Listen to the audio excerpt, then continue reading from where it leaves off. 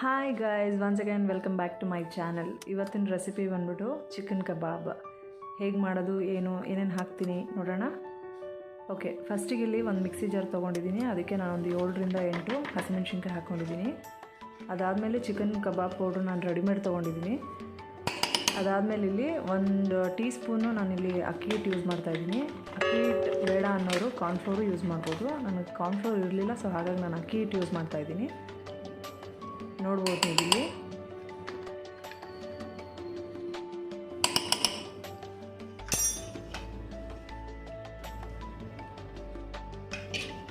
ಅದಾದಮೇಲೆ ಕಸೂರಿ ಮೇಥಿ ಆ್ಯಡ್ ಮಾಡ್ತಾಯಿದ್ದೀನಿ,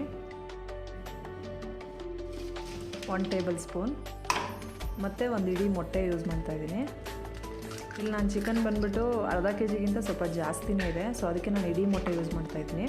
so marinate ಮಾಡೋಕ್ಕೆಲ್ಲ ಬೇಕಾಗುತ್ತೆ. ಮತ್ತು ಇಲ್ಲಿ ನಿಂಬೆಹಣ್ಣಿನ ರಸ ತೊಗೊತಾ ಇದ್ದೀನಿ. ನಿಂಬೆಹಣ್ಣಿನ ರಸ ಬಂದುಬಿಟ್ಟು ಫುಲ್ ತೊಗೊಂಡಿದ್ದೀನಿ, ಇಡೀ ನಿಂಬೆಹಣ್ಣು ತೊಗೊಂಡಿದ್ದೀನಿ ನಾನು. ಅದಾದಮೇಲೆ ಸಾಲ್ಟು ಮತ್ತು ಫುಡ್ ಕಲರು, ಇದು ಆಪ್ಷನಲ್ಲು. ಬೇಕಿದ್ರೆ ಆ್ಯಡ್ ಮಾಡ್ಕೋಬೋದು, ಇಲ್ಲಾಂದರೆ ಸ್ಕಿಪ್ ಮಾಡ್ಬೋದು. ಬಟ್ ನಾನಿಲ್ಲಿ ಯೂಸ್ ಮಾಡಿದ್ದೀನಿ. ನೀವು ಹೊರಗಡೆ ಎಲ್ಲ ಹೋಗಿ ತಿಂತೀರಾ, ರೆಸ್ಟೋರೆಂಟಲ್ಲಾಗಲಿ ಹೋಟೆಲಲ್ಲಾಗಲಿ, ಕಬಾಬ್ ಯಾವ ಕಲರಲ್ಲಿ ಚೆನ್ನಾಗಿ ನೋಡೋಕ್ಕೆ ಎಷ್ಟು ಕ್ಯಾಚಿಯಾಗಿರುತ್ತಲ್ಲ, ಸೊ ಅದೇ ಥರನೇ ಬರುತ್ತೆ.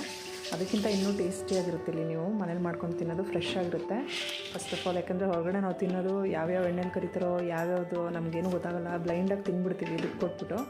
ಬಟ್ ನೀವು ಮನೇಲೇ ಮಾಡ್ಕೊಂಡು ತಿನ್ನಿ, ಸೂಪರಾಗಿ ಬರುತ್ತೆ. ಮಕ್ಕಳಿಗೊಂದು ಸಖತ್ ಇಷ್ಟ ಆಗುತ್ತೆ. ಸೊ ನಾನು ಹೇಳ್ದಂಗೆ ಇಲ್ಲಿ ಕಲರ್ ಆ್ಯಡ್ ಮಾಡ್ತಾಯಿದ್ದೀನಿ ನಾನು.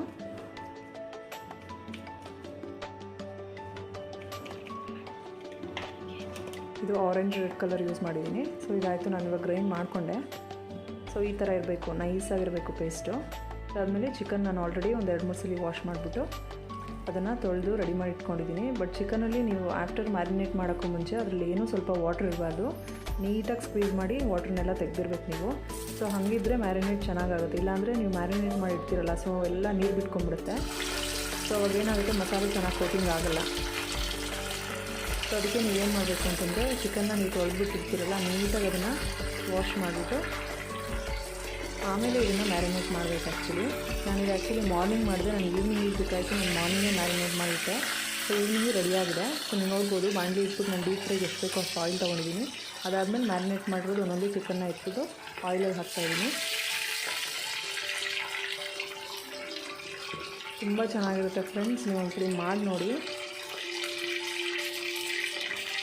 ನೀವು ಹೊರಗಡೆ ಹೆಂಗೆ ತಿಂತೀರೋ ಅದಕ್ಕಿಂತಲೂ ಚೆನ್ನಾಗಿರುತ್ತೆ. ಸೊ ಅದಾದಮೇಲೆ ನೋಡ್ಬೋದು, ನಾನು 2 ಸೈಡು ಚೆನ್ನಾಗಿ ಫ್ರೈ ಮಾಡ್ತಾಯಿದ್ದೀನಿ.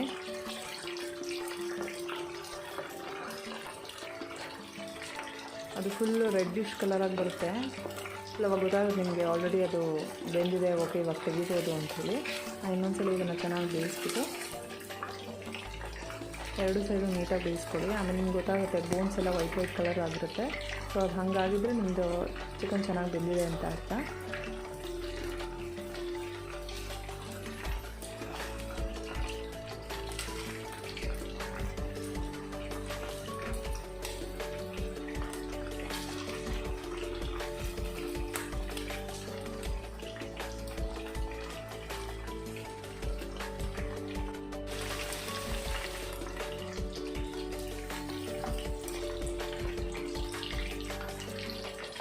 ಇದು ಆಲ್ಮೋಸ್ಟ್ ರೆಡಿಯಾಗಿದೆ.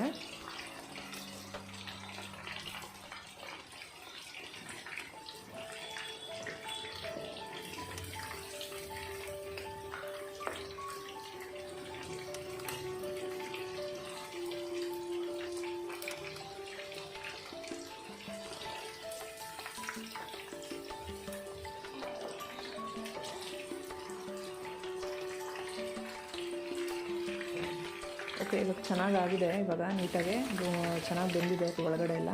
ಸೊ ಇವಾಗ ನಾನು ತೆಗಿತೀನಿ. ತೆಗೆದಾದ್ಮೇಲೆ ನೆಕ್ಸ್ಟ್ ನಾವು ಸರ್ವ್ ಮಾಡ್ಬೋದು. With lemon, with Kumbar, ಹಾಟಾಗಿ serve ಮಾಡಿ, ತುಂಬ ಚೆನ್ನಾಗಿರುತ್ತೆ. ಸೊ ನಿಮ್ಗೆ ಇನ್ನೂ ಈ ಥರ ರೆಸಿಪೀಸ್ ಕೊಡಬೇಕು ಅಂದರೆ ಪ್ಲೀಸ್ ಕಮೆಂಟ್ ಮಾಡಿ ಗೈಸ್.